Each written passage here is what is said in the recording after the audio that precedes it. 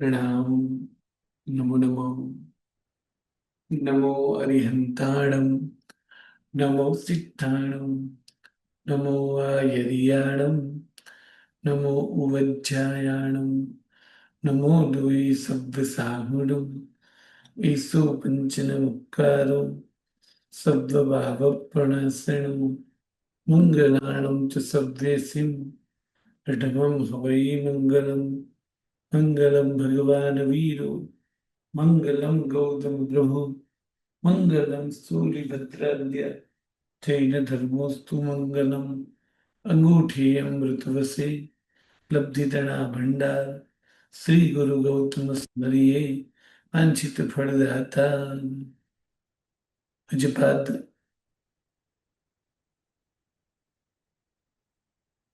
देवेंद्र सूरी महाराजा के चरणों में वंदन करके देवेंद्र सूरी महाराजा विरचित प्रथम कर्म ग्रंथ कर्म विभाग,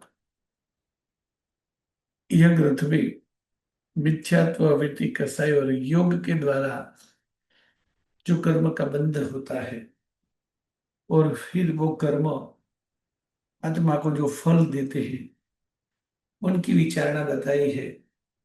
इसलिए इस ग्रंथ का नाम कर्म विभाग है। चार कारणों से अर्थात मिथ्या, प्रवृत्ति, कसाय और योग, इन चार कारणों से आत्मा कर्म के साथ जुड़ती है। और कर्म बंध जब होता है तब उसमें चार भाव तय होते हैं। अर्थात चार प्रकार के बंध होते हैं: प्रकृति बंध, स्थिति बंध, रस बंध एवं प्रदेश बंध। और प्रकृति यानी कर्म का स्वभाव देने का नेचर, यानी यह कर्म आत्मा पर जब उदय में आएगा तब कैसी असर करेगा वो तय होना, उसी प्रकृति बंध कहा जाएगा। प्रकृति बंध की अपेक्षा से 8 प्रकार के मुख्य कर्म है और उत्तर 158 प्रकार के कर्म है, जिसमें पहला कर्म ज्ञानावरणी कर्म। और ज्ञानावरणी कर्म समझाने के लिए सबसे पहले ज्ञान समझाते हैं। और ज्ञान की बात करते हुए कहते हैं 5 ज्ञान है, उसमें पहला मति ज्ञान है। और मति ज्ञान के भेद श्रुत निश्रित एवं अश्रुत निश्रित एवं 2 प्रकार से होते हैं। 6 इंद्रिय और उनकी ज्ञान करने की प्रोसेस, उनको देखते हुए 28 प्रकार होते हैं। और हर 28 प्रकार में बार बार भेद होते हैं तो 336। और अश्रुत निश्रित 4 विशिष्ट बुद्धि यानी 340। इस तरह मति ज्ञान के 340 भेद बताए। और वही मति ज्ञान पर असर करने वाला कर्म, उन्हें मति ज्ञानावरणीय कर्म बोला जाता है। अब श्रुत ज्ञान, ये श्रुत ज्ञान भी परोक्ष ज्ञान है। श्रुत ज्ञान भी मन एवं 5 इंद्रियों की मदद से होता है। श्रुत ज्ञान में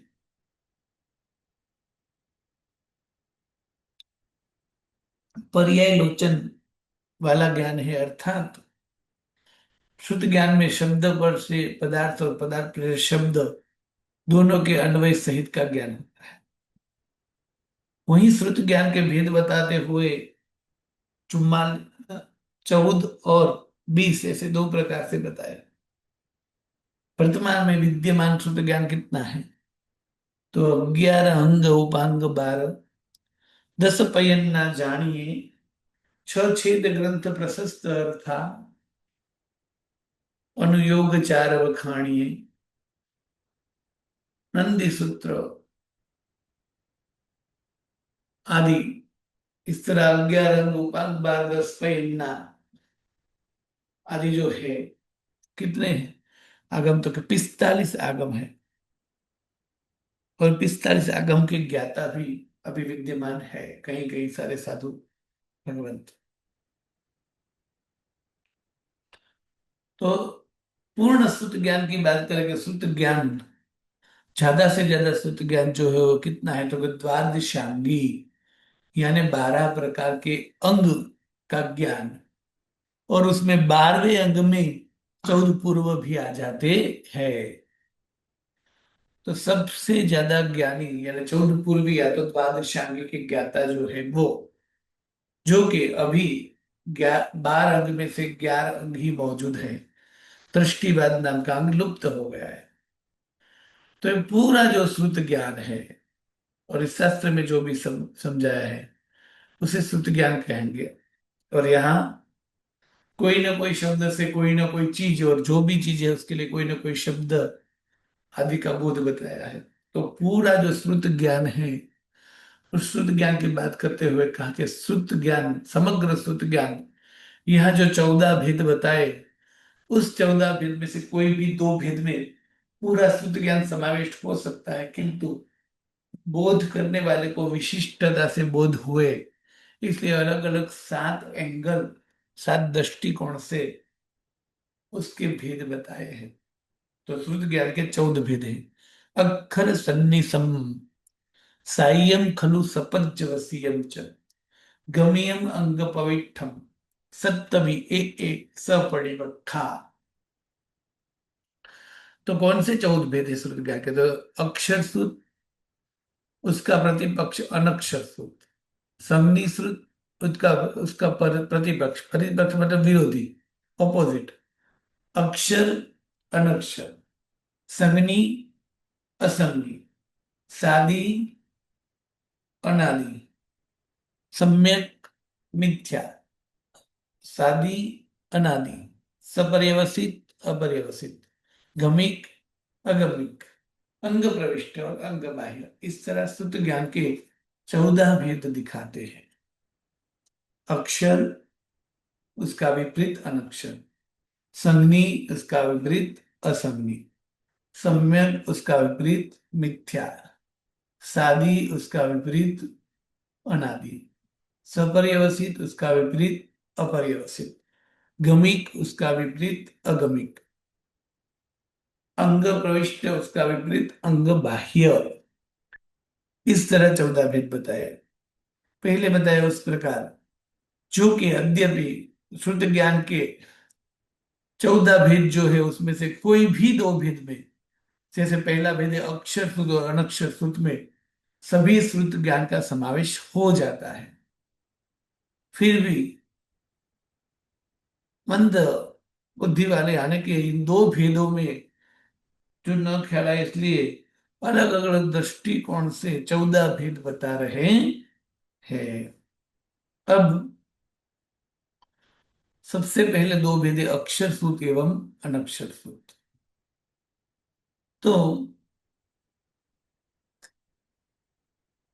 जो सब भाव है,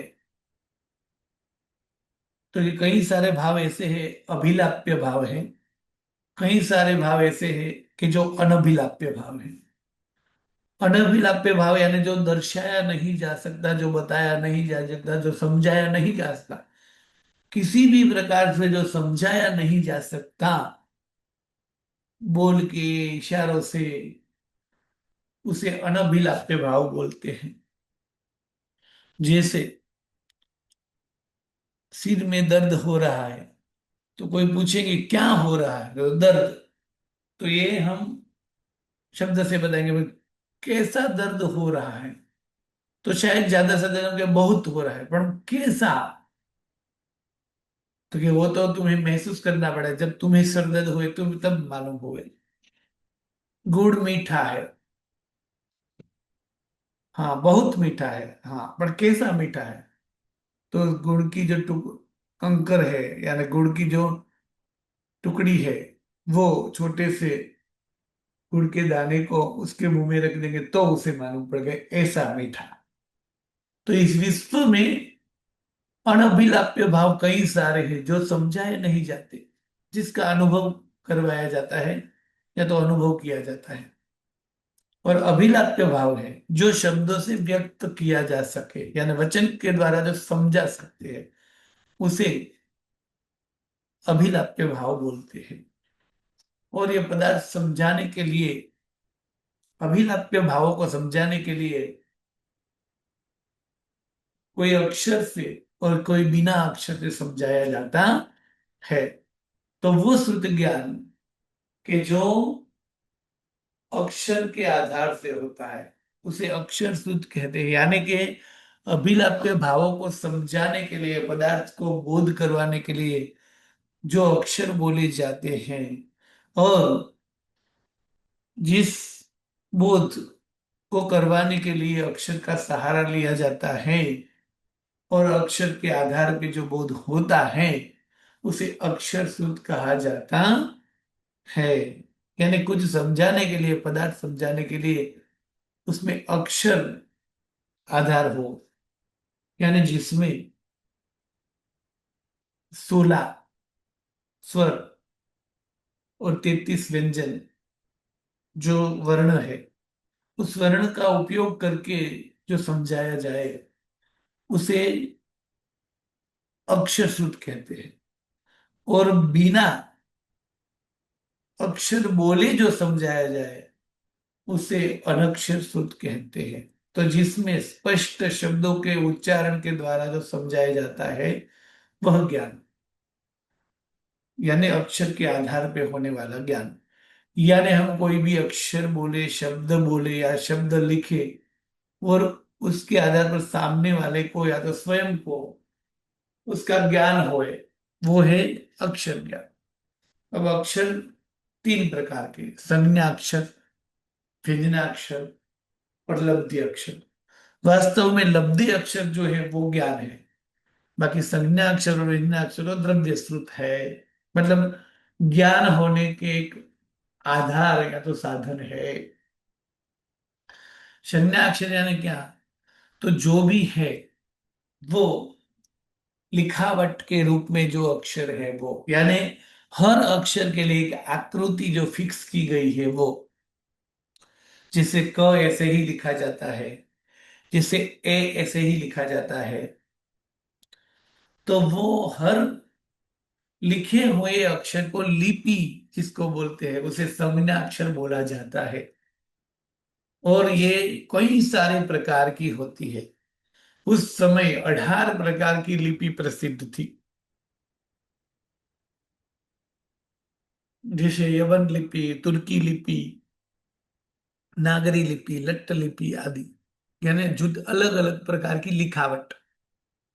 जैसे कई साल पहले महाभारत नाम की सीरियल आती थी, तो महाभारत शब्द उस सीरियल में लिखा हुआ जो है 12-13 प्रकार से बताया जाता था, गुजराती में, हिंदी में, उर्दू में आदि में।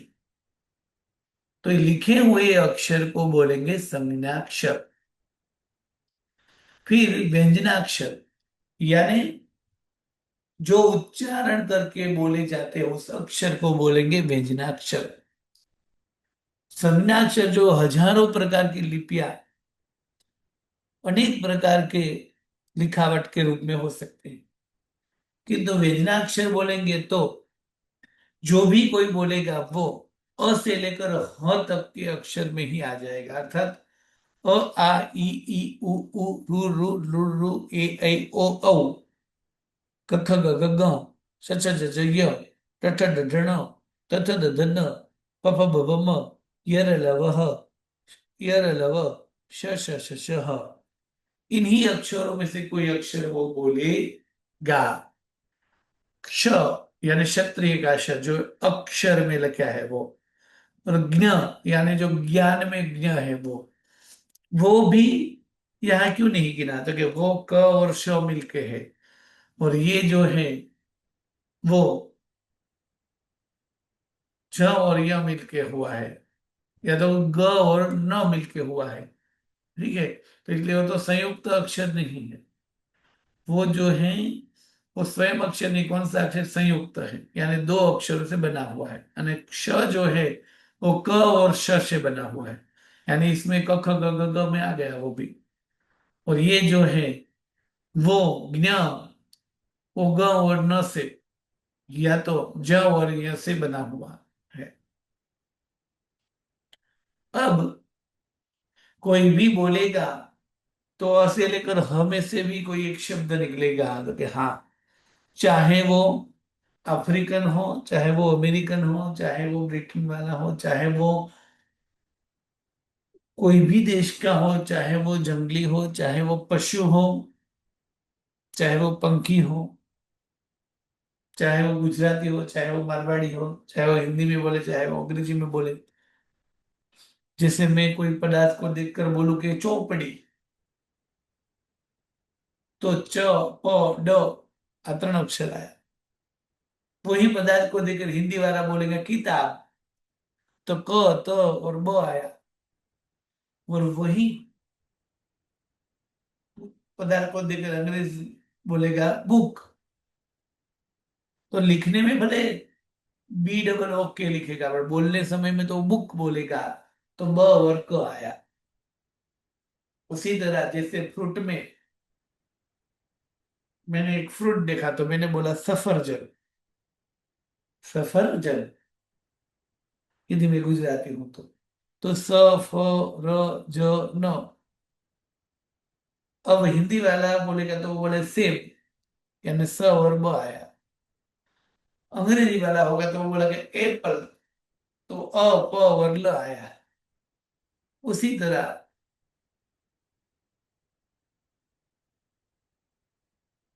कोई भी फ्रूट, कोई भी सब्जी, कोई भी कलर की चीज देखी,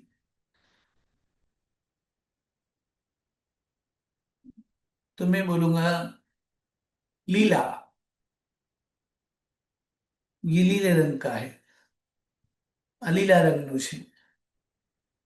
जब हिंदी वाला बोलेगा हरा, अंग्रेजी वाला बोलेगा ग्रीन। किंतु कोई भी व्यक्ति बोलेगा तो भी, चाहे वो कोई भी भाषा बोले, चाहे वो कोई भी देश का हो, चाहे वो कोई भी जाति का हो, तो वो बोलेगा तो अ से लेकर ह के ही अक्षर में। चाहे गीता बोले, चाहे कुरान बोले, चाहे कोई भी अक्षर बोले, चाहे शिव स्तोत्र बोले, तो इस तरह वो बोले हुए अक्षर को बोलेंगे व्यंजनाक्षर, जो अ से लेकर ह में समाविष्ट हो जाते हैं। लब्धे अक्षर, यानी कि लिखे हुए अक्षर, या तो बोले हुए अक्षर, यानी अक्षर को पढ़ने के बाद, और या तो अक्षर को सुनने के बाद जो बोध होता है, उस बोध को बोलेंगे लब्धि अक्षर।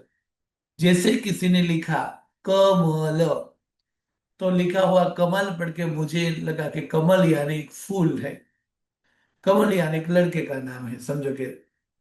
उसी तरह कमल, एक किसने बोला तो मुझे बोध हुआ कि कमल यानी फूल, ये कहना चाहते हैं। तो ये जो मुझे समझ आई, उस समझ को बोलते हैं लब्धि अक्षर।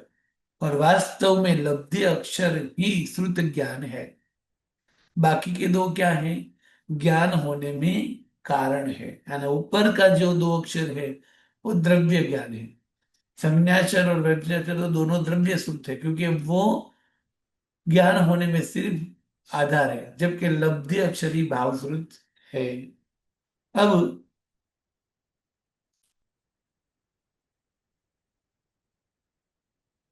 द्रव्य श्रुत जो है, और अज्ञान स्वरूप होने पर भी, यानी द्रव्य श्रुत यानी लिखे हुए और बोले हुए शब्द जो है, वो क्या है? अजीव है, अजड़, जड़ है, वो कोई ज्ञानी नहीं है। फिर भी वो आत्मा को भाव श्रुत होने का कारण है, इसलिए उसको भी ज्ञान बोला जाता है। यानी जिसमें भी अक्षर लिखे हैं, वो पुस्तक आदि सभी को उपकरण और ज्ञान बोला जाता है। वास्तव में ज्ञान कहाँ होता है? ज्ञान तो आत्मा में ही होता है। इसलिए आत्मा में जो बोध होगा, उस बोध का नाम ज्ञान कहेंगे। अब यह श्रुत ज्ञान के दो भेद, अक्षर और अनक्षर। यानी जोश समझाने के लिए अक्षर का सहारा लिया जाता है। अक्षर लिखकर या तो बोलकर जो पदार्थ समझाया जाता है, और लिखे हुए अक्षर या बोले हुए अक्षर से हमें जो बोध होता है, उस श्रुत ज्ञान को बोलेंगे अक्षर श्रुत। और जिसमें अक्षर नहीं बोलना है, फिर भी उसे जो समझ में आता है, यानी बिना अक्षर बोले, कोई संज्ञा के द्वारा, कोई इशारे के द्वारा कुछ करके जो बताया जाता है कि तुम्हें ये नहीं करना है, ये करना है आदि, उसे बोलेंगे अनक्षर, जो कि यहाँ इस किताब में अनक्षर की व्याख्या आदि रह गई है। तो अनक्षर श्रुत यानी तो जिसमें अक्षर का आधार नहीं लेना है वो। तो ये कैसे होता है? तो होता है जैसे हम स्कूल में थे, छोटे थे तब स्कूल में पढ़ाई करते हैं हम। यदि कोई शिक्षक पीरियड ले रहा है यानी अपना क्लास ले रहा है और वो क्लास में समझा रहा है, तो वो क्लास में जो शब्द से समझा रहा है वो अक्षर श्रुत हुआ कोई भी, किंतु वही बीच में हमें बोलने का मना होता है। तो उस समय दौरान दौरान हमें बाथरूम लगी, तो हम क्या करते थे, लास्ट वाली उंगली ऐसे खड़ी करते थे। तो ये उंगली खड़ी की, हम कुछ बोले नहीं है कि मुझे बाथरूम जाना है। तो ऐसे करके जैसे ही हम उंगली खड़ी करेंगे तो शिक्षक समझ जाएगा ये लड़का ये कह रहा है कि सर मुझे बाथरूम जाना है। तो यदि उन्हें रजा देनी होगी तो वो इशारे से ऐसे बोलेगा जाओ, ये पहली उंगली करके। तो इससे क्या हुआ, जो समझ में आई वो बात को बोलेंगे अनक्षर श्रुत, जिसमें कुछ बोलने की जरूरत नहीं पड़ी। उसी तरह कोई भी प्रश्न पूछा जाता है तो उस प्रश्न का जवाब देते हैं, शब्द के द्वारा देते हैं, किंतु वहां शिक्षक हमें कहते थे कि जिसको भी इस प्रश्न का जवाब आए उसे उंगली ऊंची करनी है। तो कौन जवाब देगा, तो हम ये जो है अंगूठे के बाजू वाली उंगली ऊंची करते थे, और जो भी विद्यार्थी वो उंगली ऊंची करते तो शिक्षक समझ जाते कि इन सबको ये आता है। अर्थात विद्यार्थी मुझे ये आ गया ये समझाने के लिए कौन सी उंगली ऊंची करेगा, ये ऊंची करेगा। उसी तरह शिक्षक यदि पूछेंगे कि कुछ समझ में नहीं आया, किसी को कुछ क्वेश्चन या प्रश्न है, तो एक उंगली ऊंची होगी तो उसके हिसाब से वो शिक्षक समझ जाएंगे कि ये लड़का कहना चाहता है कि मुझे समझ में नहीं आया, उसमें मुझे क्वेश्चन है। तो ये सब हुआ अनक्षर सूत्र, जिसमें बोलने की, अक्षर लिखने की कोई जरूरत पड़ती नहीं है। तो इस तरह भी ज्ञान यानी बोध है, तो उसे बोलेंगे अनक्षर सूत्र। उसी तरह कई सारे बोध में हम इन सब का उपयोग करते हैं, जैसे पूर्व के काल में भी और कई गांव में अभी भी संयुक्त कुटुंब होता है। ससुर होते हैं, जेठ जी होते हैं, काका ससुर जी होते हैं। घर में भी सासू, जेठानी, चाची, स्वयं, इस तरह तीन चार पीढ़ियां इकट्ठी, 10-12 पुरुष और उनकी पत्नियां 5-6 ऐसे रहते ही थे पहले। तो उसमें हर छोटी वस्तु को बड़े व्यक्ति की लाज यानी घूंघट करना होता था, वो मर्यादा थी। तो अब सब पुरुष जब बाहर जाते थे तब सब महिलाएं जो थी वैसे घूंघट ऊपर करके आराम से बैठते और जोर जोर से बातचीत आदि करते। अब समझो कि छोटी वधु वधु जो है उस आंगन में जो है झूला उस पे लेटी हुई है, और उसमें लेटी हुई है जब बाहर से ससुर या चाचा जी या जेठ जी आते तो वो मैं आ रहा हूं ऐसा कुछ नहीं बोलते, वो ऐसे ही जिसको बोलते उधरस खाना, जिसको बोलते खोखारा यानी उहु उहु, उसको वह तब उधरस हुई है खांसी हुई ऐसा नहीं है। वो एक भाषा थी, वो एक संकेत था कि मैं आ गया हूं। तब तुरंत उसको ऐसे तरह आवाज करके, तब उसको कुछ बोलना नहीं होता था, तो वो ऐसे जैसे ही आवाज करते तुरंत वो वधु उठकर घूंघट कर देती। मतलब उस वधु को पता चलता था कि ये जो है वो क्या बता रहा है कि मैं आंगन में आ रहा हूं। वो ऐसा नहीं कहते समझो दवाई ले लो, खांसी हो रही है, ऐसा नहीं है ना। तो इस तरह ऐसे कई सारे जो है वो बोध ऐसे थे कि जिसमें अक्षर बोलना नहीं था, उसे बोलेंगे अनक्षर श्रुत। उसी तरह कोई हमारे घर पे आए हैं, कोई हमारे रिश्तेदार, 2-3 दिन रुके, उसके बाद में उसको विदाई करने के लिए जब जाते हैं, तब ऐसे हाथ हिला के बाय बाय टाटा करते हैं। तो तब नहीं बोलने के बावजूद भी ऐसे हाथ करते हैं, तो उस हाथ का मतलब यही हो जाता है कि फिर से आना आदि। उसी प्रकार जैसे कोई छोटे लड़के को कोई मम्मी ने बात की ही, और सामने पिता या तो उनका बड़ा भाई भी खड़े हैं, और ये सिर्फ छोटे लड़के को बहलाने के लिए या फुसलाने के लिए यदि उसने बात की है मम्मी या पापा ने, तो वो बात सुनकर पापा बोलेंगे कि क्या, ऐसे देखेंगे तो उनको मालूम हो जाएगा कि वो सिर्फ एक आंख बंद करेंगे, यानी आंख मारेंगे तो उसे मालूम हो जाएगा कि ये सिर्फ उसको पटाने के लिए झूठ बोला है। तो ऐसे आंख, एक आंख बंद करना, दो आंख बंद करना, होठ हिलाना, हम्म, हाथ हिलाना, ये सब से भी जो पता चल जाता है एक प्रकार का ज्ञान था, बस उसमें अक्षर नहीं बोलना था। जैसे कोई नाराज है, तो मैं नाराज हूं ये उसे बोलना नहीं पड़ता था, वो सीधे ऐसे नाक या तो मुंह टेढ़ा कर देते, तो उससे सामने वाले को पता चल जाता कि ये मुझसे नाराज है। उसी तरह कोई बहुत ही बुलबुल कर रहा है ना, बहुत ज्यादा बोल रहा है, तो उसको मौन रखने के लिए जो है वो क्या करते हैं, तो अपनी उंगली रखकर ऐसे होठ पर रखते हैं, यानी उसका मतलब है चुप, अब चुप हो जाओ, अब नहीं बोलना है, सबको मौन रहना है। स्कूल में, प्रार्थना में, या तो जहाँ सभा होती है वहां इसका उपयोग होता है। वो खड़े होकर ऐसे सार चारों ओर देखते हैं, फिर ऐसे होठ पर उंगली रखते हैं। उसी तरह कोई काम करना है तो जल्दी करो ऐसा बोलना है, तो ऐसे हाथों से चपटी बजाएंगे, तो उसका मतलब है जल्दी जल्दी करो आदि। तो इस तरह कई सारे जो है वो बिना बोले ही ये बोध दिए जाते हैं, उसे बोलेंगे अनक्षर। अभी मत आओ, जाओ, वो सब जो है उसके लिए अलग अलग अलग अलग बिना शब्द की भी भाषा है।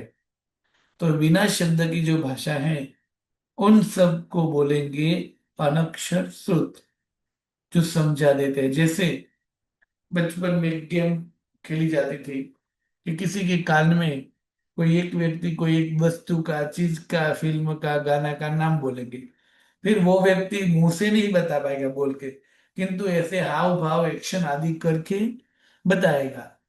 और वो देखकर भी उसकी टीम समझ जाएगी ये गाना या तो ये फिल्म या तो ये वस्तु बताना चाहता है। तो ये सब क्या हुआ, अनक्षर सूत्र। यानी अक्षर से जो समझ में लिखे हुए या बोले हुए अक्षर के द्वारा जो बोध होता है उसे अक्षर श्रुत कहेंगे। बिना अक्षर के जो बोध होता है उसे अनक्षर श्रुत कहेंगे। अब उसी तरह श्रुत ज्ञान के सभी श्रुत ज्ञान में देखें तो का तो अक्षर का तो अनक्षर से होता है। अब अभिलाप्य भाव और अनभिलाप्य भाव यानी क्या, क्योंकि शास्त्र में दो प्रकार के भाव बतलाए हैं। जिस भावों को शब्दों के द्वारा जो नहीं कहा जा सकता उसे अनभिलाप्य बोलते हैं, और शब्द के द्वारा जो कहा जाता है उसे अभिलाप्य भाव कह सकते हैं। अब अभिलाप्य भाव से अनभिलाप्य भाव अनंत गुण है। अनभिलाप्य भाव कोई किसी को भी समझा नहीं सकता, शब्द से या तो इशारे से भी, किंतु अभिलाप्य भाव जो है वो समझाए जा सकते हैं। इसलिए शास्त्र में, आगम में, द्वादशांगी में आदि में जो बताया वो सब क्या है, अभिलाप्य भाव है। अब श्रुत ज्ञान को अक्षर और अनक्षर से दो भेद की तरह अलग एंगल से देखें तो सभी श्रुत ज्ञान जो है और श्रुत ज्ञान का दो भेद अलग एंगल से भी कर सकते हैं, संगनी श्रुत और असंगनी श्रुत। संगनी श्रुत और असंगनी श्रुत। तो संगनी श्रुत और असंगनी श्रुत यानी जो संज्ञा वाले जीव को श्रुत है वो संगनी श्रुत, और जो असंगनी जीव को श्रुत है वो असंगनी श्रुत। यह संज्ञा का अर्थ क्या करना है, तो संज्ञा तीन प्रकार की है। हेतुवादोपदेशी की, दीर्घकालिकी और दृष्टिवादोपदेशी। तीनों संज्ञा का विस्तृत से हमें समझ दंडक में और विचार में आ गई है। ठीक है, तो यहाँ दीर्घकाल की संज्ञा जिसमें हो उस जीव को संज्ञी बोला जाता है, यानी मन वाला जीव उसे बोला जाता है। तो मन वाले जीवों का जो ज्ञान है उसे संज्ञी श्रुत कहा जाएगा। बिना मन वाले जीवों में जो ज्ञान है उसे असंज्ञी श्रुत कहा जाएगा। यानी एक इंद्रिय, बे इंद्रिय, ते इंद्रिय, चौर इंद्रिय और मन जिसमें नहीं है, ऐसे पंच इंद्रिय जीव को जो भी ज्ञान है उसे क्या बोला जाएगा, असंज्ञी श्रुत। और मन वाले जो है उसे बोलेंगे संज्ञी श्रुत। तो क्या संज्ञी किसे कहेंगे, तो क्या संज्ञा तीन प्रकार की है, हेतुवादोपदेशी की, दीर्घकालिकी एवं दृष्टिवादोपदेशी की। तो हेतुवादोपदेशी संज्ञा तो सभी के पास है, किंतु उस संज्ञा से जीव को संज्ञी नहीं माना जाएगा। तो किससे माना जाएगा, दीर्घकालिकी संज्ञा, यानी तीनों काल का विचार करने वाले जो शक्ति होती है उससे। तो उसी जीव का ही मन होता है, यानी मन वाले जीवों का श्रुत ज्ञान वो संज्ञी, और बिना मन के जीवों का श्रुत ज्ञान वो असंज्ञी श्रुत। उसी तरह श्रुत ज्ञान को और दो भेदों में भी बांट सकते हैं। जो भी श्रुत ज्ञान है, यानी जिसके भी पास श्रुत ज्ञान है, उस श्रुत ज्ञान को मिथ्या या सम्यक दोनों में से एक हो सकता है। तो मिथ्या श्रुत और सम्यक श्रुत। तो मिथ्या श्रुत और सम्यक श्रुत की बात करते हुए बताते हैं कि सबसे पहले ज्ञान यानी भाव की अपेक्षा, बोध की अपेक्षा से बोले तो सम्यक दृष्टि जीवों को जो श्रुत ज्ञान है, बोध है, वो सम्यक श्रुत कहा जाएगा। मतलब कि इसको जो भी सम्यक श्रुत ज्ञान का बोध हुआ है वो बोध उसकी आत्मा की उन्नति के लिए होगा, तो वो सम्यक श्रुत है। जबकि मिथ्या श्रुत यानी मिथ्या दृष्टि जीव को जो भी बोध होगा वो उसकी आत्मा की उन्नति के लिए नहीं होगा, इसलिए वो मिथ्या श्रुत है। तो मिथ्यात्वी आत्मा का जो बोध है वो मिथ्या श्रुत, और सम्यक दृष्टि आत्मा का जो बोध है वो सम्यक श्रुत। ये बोध की अपेक्षा, किंतु रचना की अपेक्षा से भी हो सकता है। यानी मिथ्या दृष्टि जो शास्त्र बनाते हैं वो मिथ्या श्रुत, और सम्यक दृष्टि जो शास्त्र बनाते हैं वो सम्यक श्रुत।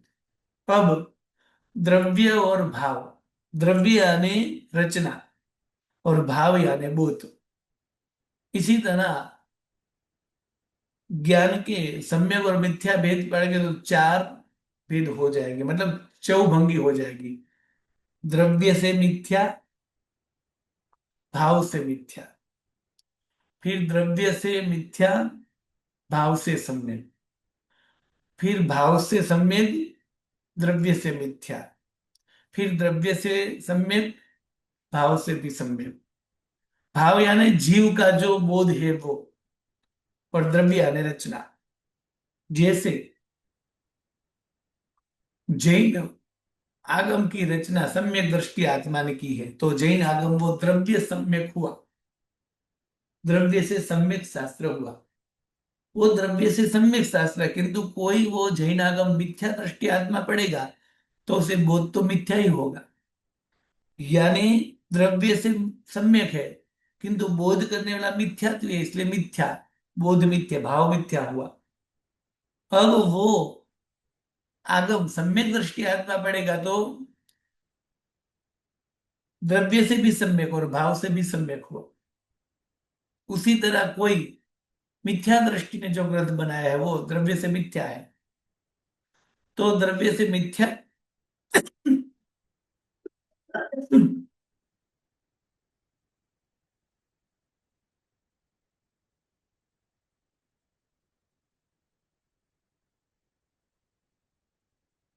यानी रचना की अपेक्षा से मिथ्या है। तो रचना की अपेक्षा से मिथ्या शास्त्र जो है, वो यदि कोई सम्यक दृष्टि साधु पढ़ेगा